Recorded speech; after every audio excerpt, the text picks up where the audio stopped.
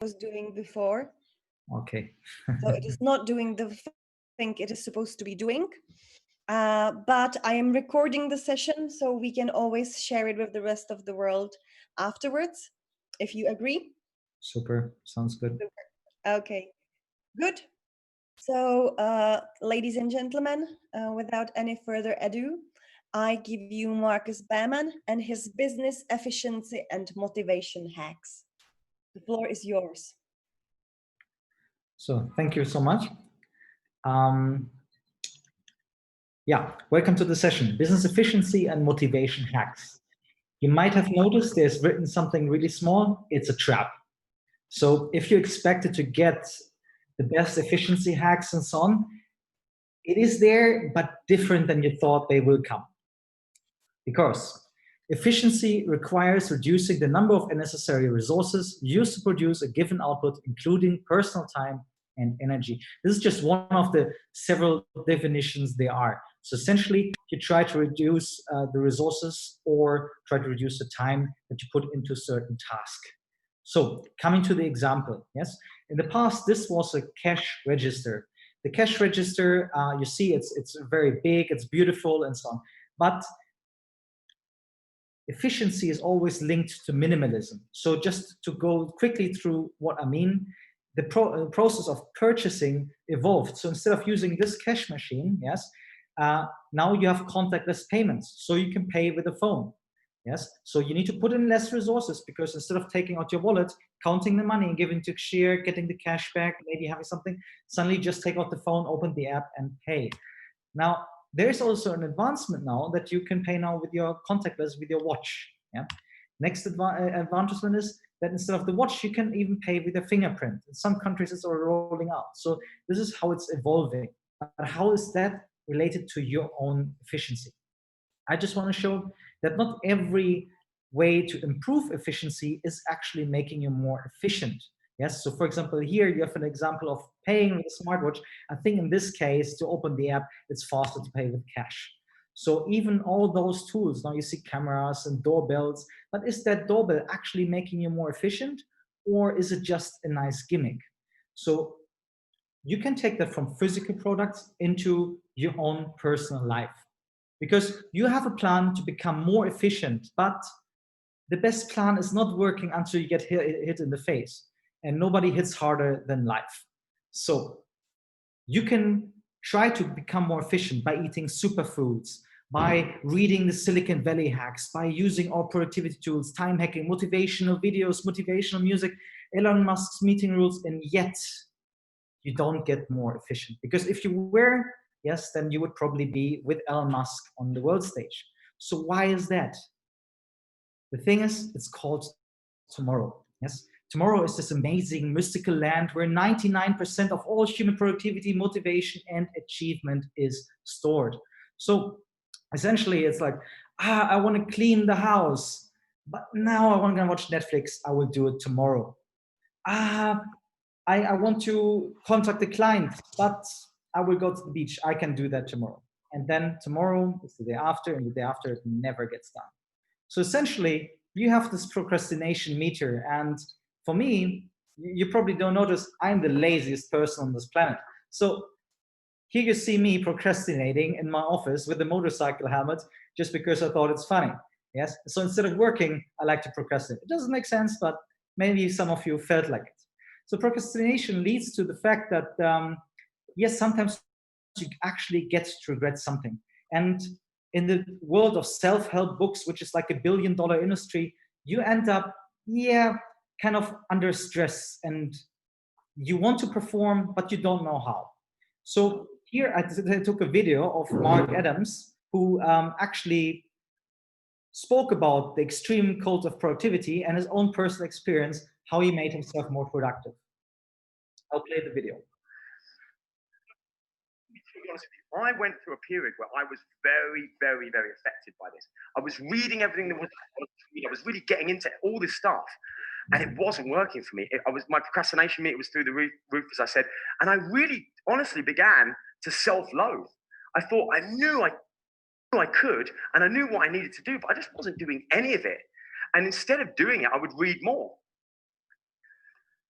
And so actually, I started to get to the point where I was suffering from unbelievable anxiety and panic attacks.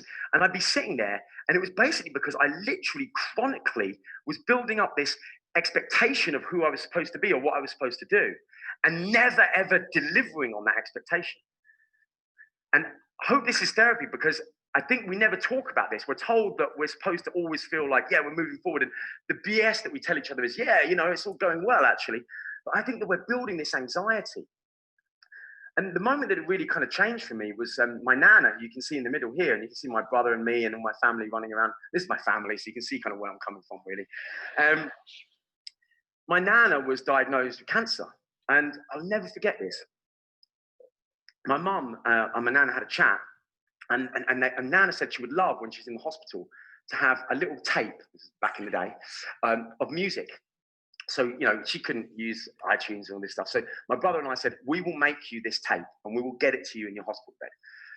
And my mum phoned a couple of times. She's like, Nana's really looking forward to that tape. It's going to be great. Like, can you hurry up though? Because, you know, she's not well. And we said, yeah. And went out on another night out, got Cone, brought it home and went crazy and did all the things. And kept procrastinating, kept putting it off. Remember Nana saying to me on the phone, I love that tape. I'm literally in this hospital room on my own all the time. You know, I really appreciate that tape. Yeah, sure, we'll definitely do it tomorrow. Absolutely. You know what's going to happen, right? One day, Mum called and said, Nana's gone. Like, don't worry about the tape. And that was the final straw. Me and my brother just went, this is it. We have procrastinated our way through 95% of our life. We're both suffering from crippling anxiety. And now the one person that we absolutely loved, that we owed something to, we didn't do because we were caught in the moment, and it was going to be this future self that was going to do it that never arrived. So this mixtape really changed things, and we really tore apart in the middle and said, right, never again. And we basically found... So, going to the video, now you've seen that, procrastinating is maybe not always the best solution, but this is all of us. All of us are procrastinating, and it's getting worse. The reason is the human attention span is now shorter than that of a goldfish. In the year 2000, before the smartphones, attention span was around 12 seconds. Now it's down to 8, while a goldfish has an attention span of 9 seconds. So in order to really get into something and to focus on something, we think we can multitask, and all the self-help books come up with more tools and take even more from our attention span away.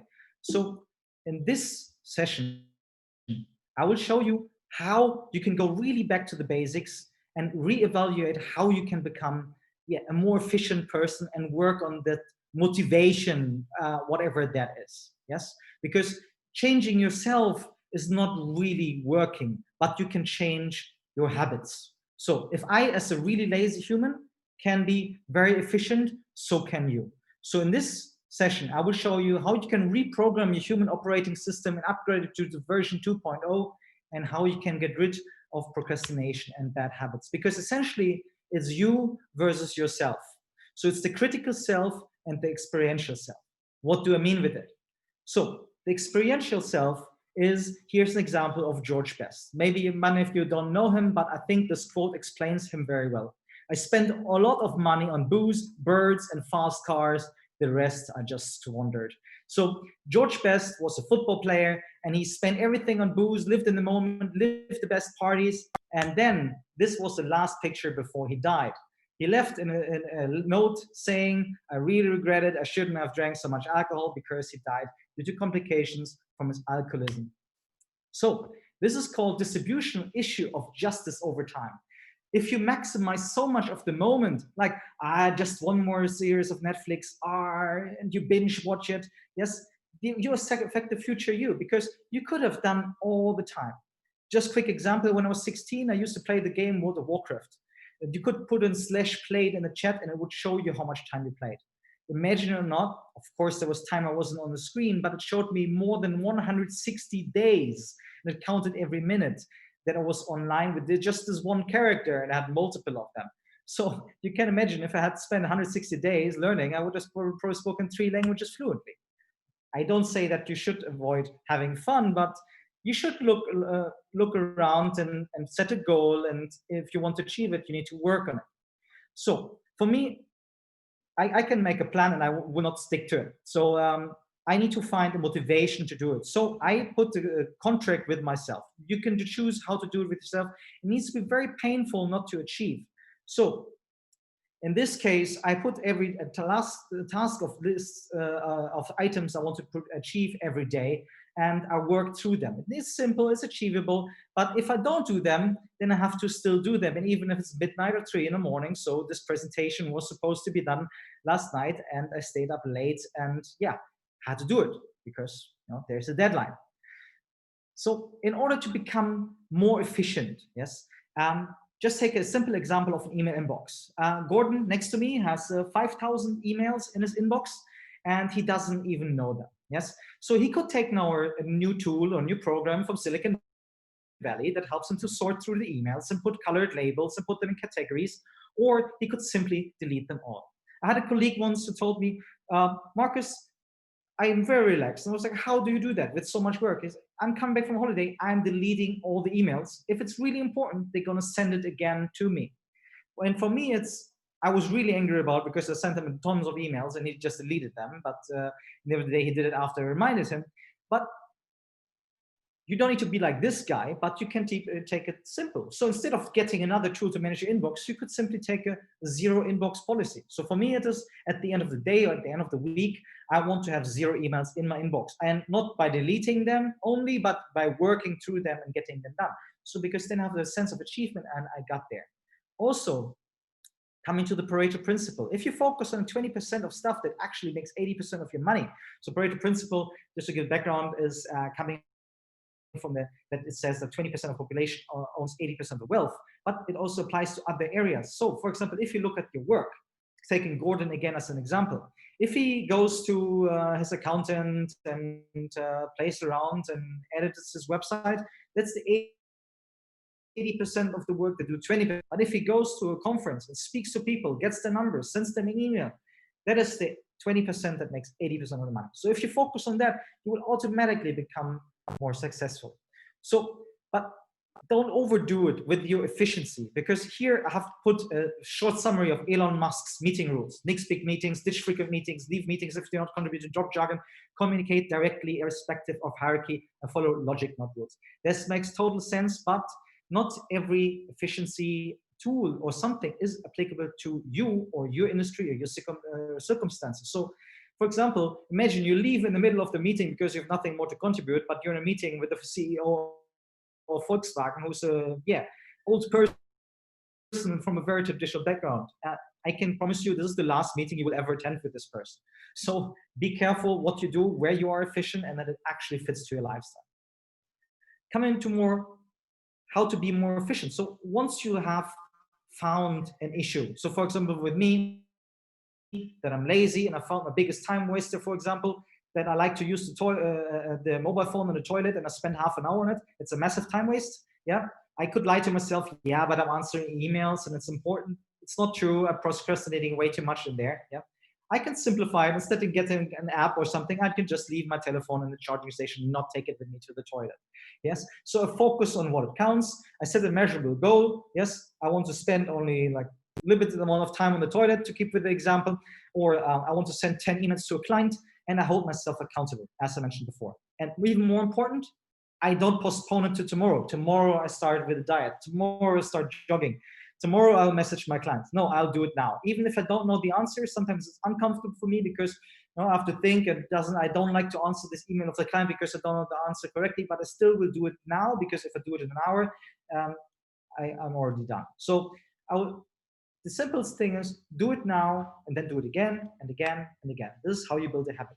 So coming now to habits and examples, we have Alexandra Botos with us, and she will represent the 5 Club.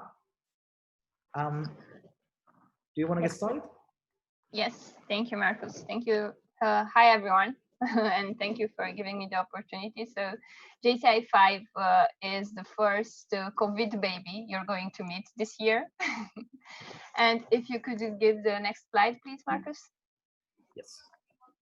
Actually, it was born at the mentoring session really early in the morning when I was with my colleague Timmy, and I want to thank her for all the work she did this way. I don't know if she's listening or not now. I don't know if she could join.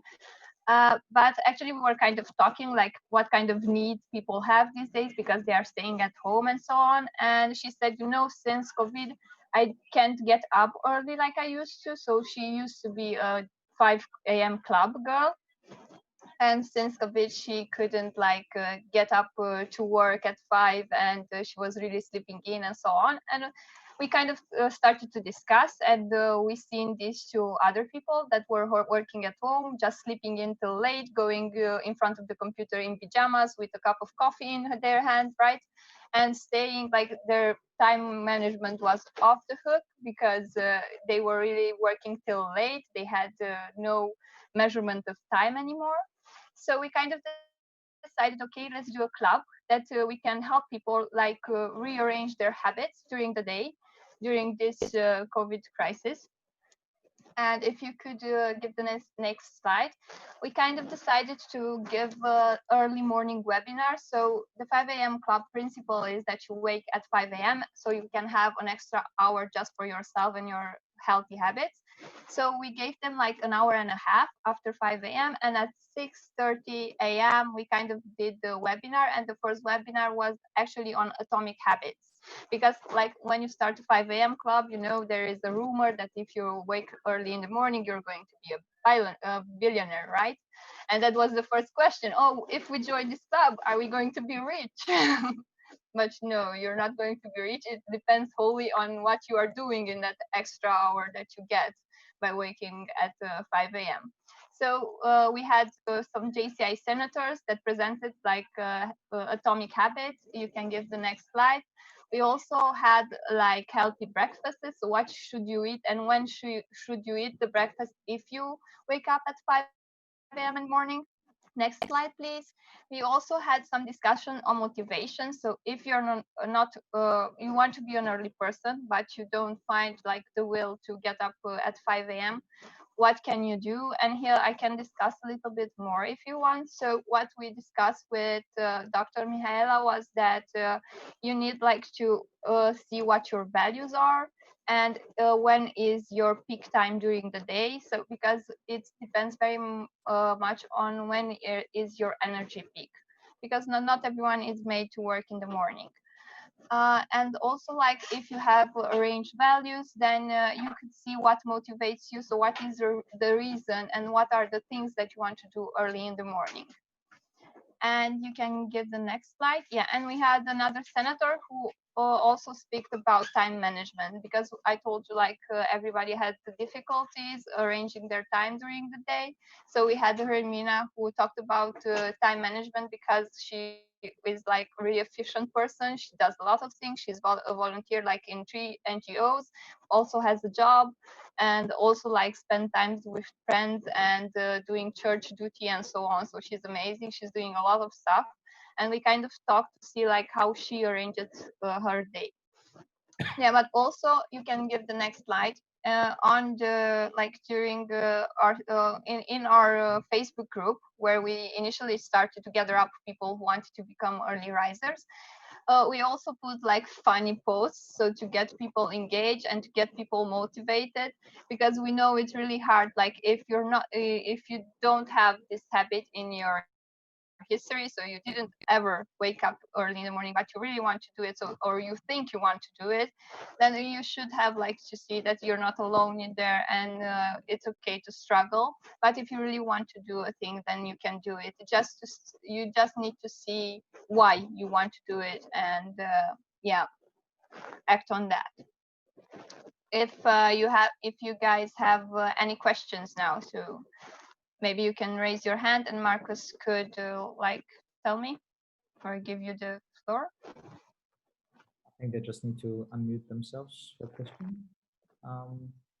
But I suggest we postpone the questions up there until the Eugene?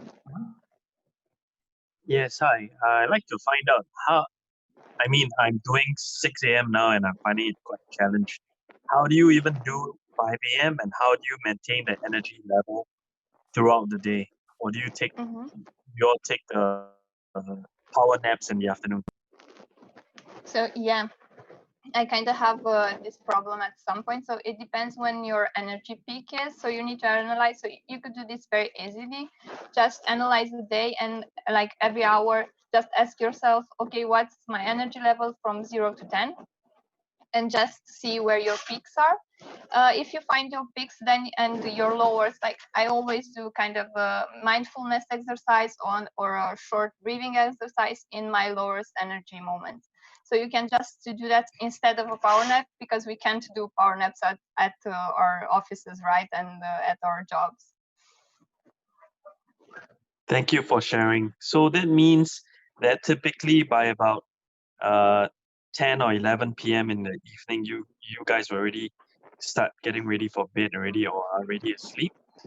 Yeah, kind of. So if you want to wake up at 5 a.m., then at 10 a.m., yeah, you're kind of preparing for the next day already. Even I think that you're starting to prepare around 9 p.m., sorry, because there is kind of a half an hour when you shouldn't be using like devices. Fantastic. Just, thank you so much. Yeah, just so you can get to the real rest. Hi, Ada. Hi. Yeah, really like this. I wrote a joke in the group chat, but this is, I mean, more realistic question is, so if I'm a member of your 5 a.m. club, but you're in Turkey, I think, and imagine you're 2-3 hours ahead of my time zone, or for someone like Yo-Yo, who I think she's in Indonesia, Singapore, I think. So, which means she's like another 5 hours ahead of your time zone. How do you work that out? Yeah. So, yeah, good question. So basically, what we did for Romania. I'm from Romania, by the way, close by with Turkey, but yeah. So we did it just for Romanian, and the 5 a.m. club was in Romanian actually. But if you want to like do it in your country or in your I don't know local organization, I can just tell you everything we did and give you the designs and whatever you need to put it in action.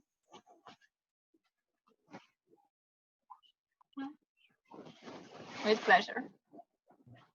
Any other questions?